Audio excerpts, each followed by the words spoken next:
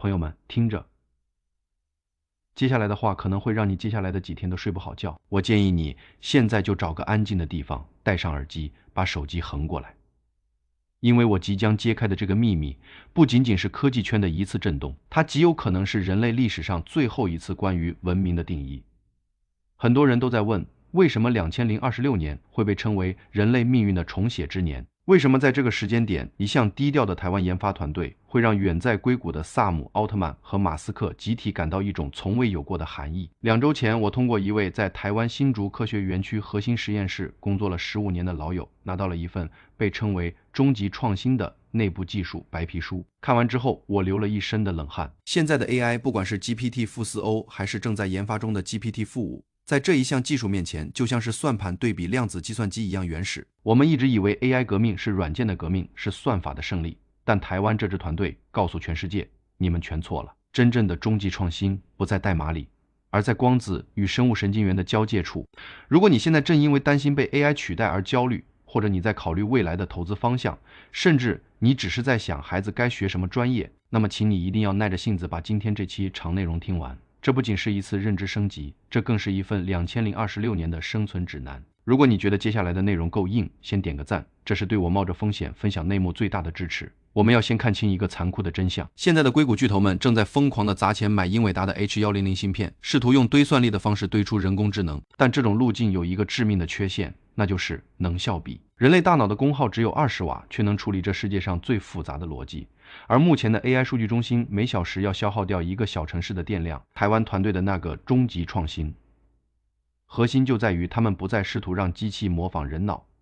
而是直接利用光子在生物介质中的传播特性，开发出了一种叫做生物光子界面的东西。这意味着什么？这意味着从2026年开始，算力将不再是以服务器的形式存在，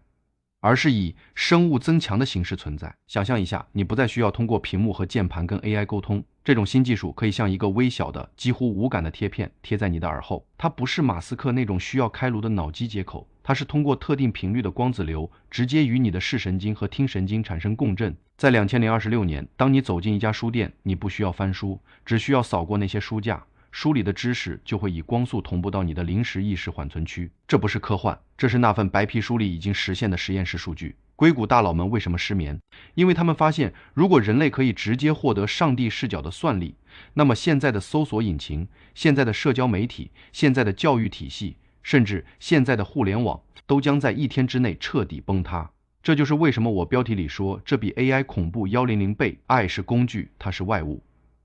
而这项终极创新，它是在修改你作为人的底层硬件。如果你现在觉得这事儿离你很远，那我告诉你，2026年的第1季度，这项技术的首个民用版本就会在某些特定领域试点。如果你想知道这些领域具体是什么，以及普通人如何在这种技术降维打击下保住饭碗，记得点个订阅。我会在正文中分几个阶段，把这个恐怖的路线图彻底拆解给你看。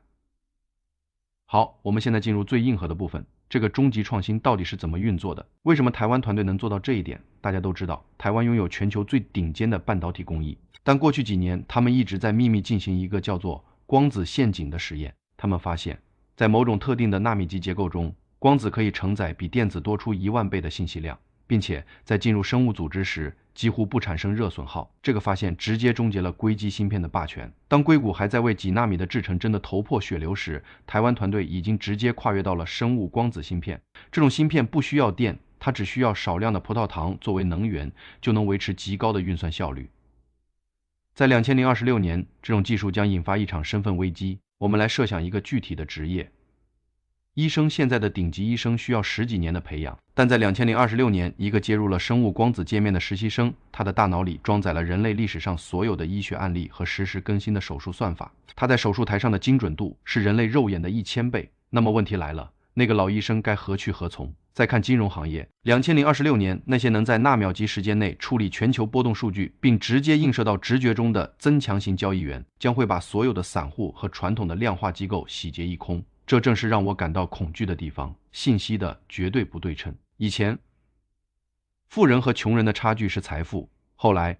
差距是信息，但在2026年之后，差距将是进化等级。接入了这项技术的人和没有接入的人，在智力、反应速度和知识储备上将产生物种级别的代差。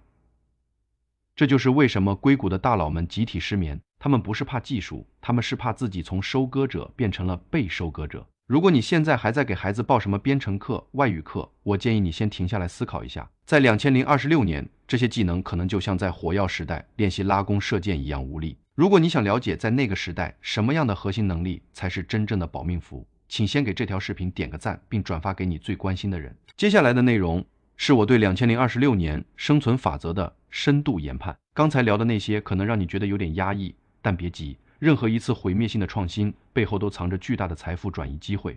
我们来分析一下2026年，当这个终极创新重写世界规则时，普通人的机会在哪里？第一，是原始情感的溢价。当所有人的逻辑、知识、计算能力都达到顶峰时，人类那点不理性的、感性的、有瑕疵的情感反而成了最稀缺的商品。2026年能让人感觉到自己还是个人的行业，会迎来爆发式的增长。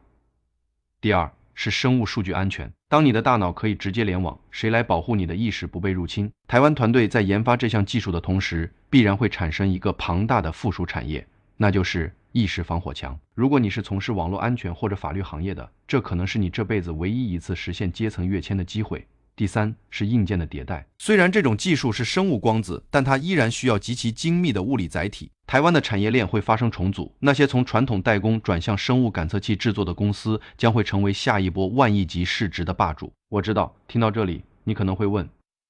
我只是个普通白领，或者是小生意的老板，我该怎么应对2026年的这场大地震？我的建议只有8个字：保持空灵，拥抱混合。不要试图在逻辑和记忆力上跟未来的增强人类竞争，你要学会的是如何指挥这些技术。在2026年，最贵的不是技术本身，而是那个能把技术应用到具体复杂场景中的创意大脑。如果你想更深入地了解哪些具体的行业会在2026年彻底消失，哪些行业会异军突起，欢迎在评论区留言2026，我会把整理好的一份未来职业图谱私发给你。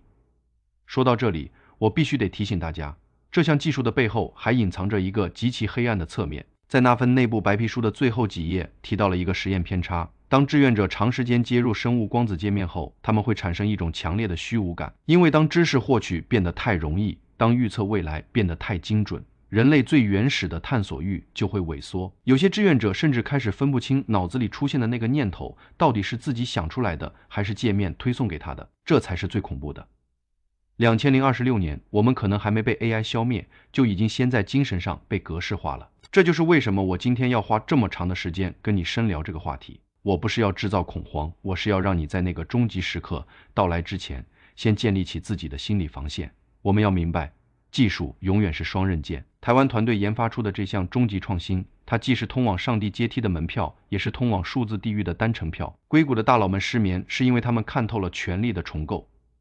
而我们要关注的是在这股洪流中如何守住我们作为碳基人类最后的尊严。在这里，我想再次强烈建议你关注我的频道。接下来的2年，我会一直盯着新竹、硅谷和伦敦的每一个实验室动态，只要有最新的进展，只要那份路线图有任何变动，我都会第一时间告诉你。因为在2026年，信息差已经不再是赚钱的工具，它将是你守住自我的防线。好了，今天聊的已经非常深了，能听到这里的肯定都是对未来有深刻思考的朋友。我希望你能把今天的内容分享给那些你认为醒着的人。在2026年的钟声敲响之前，我们要做的是联合起来，成为那一批掌握规则的人。如果你想了解更多关于台湾实验室那个项目的技术细节，或者想看我下一期拆解具体的2026个人资产配置方案，一定要在评论区告诉我。人类命运的重写已经开始了，你准备好按下那个确认键了吗？我是你的科技老友，我们不在未来的机房见，我们就在此时此地，在人类的思考中见。下期再见，记得一定要关注。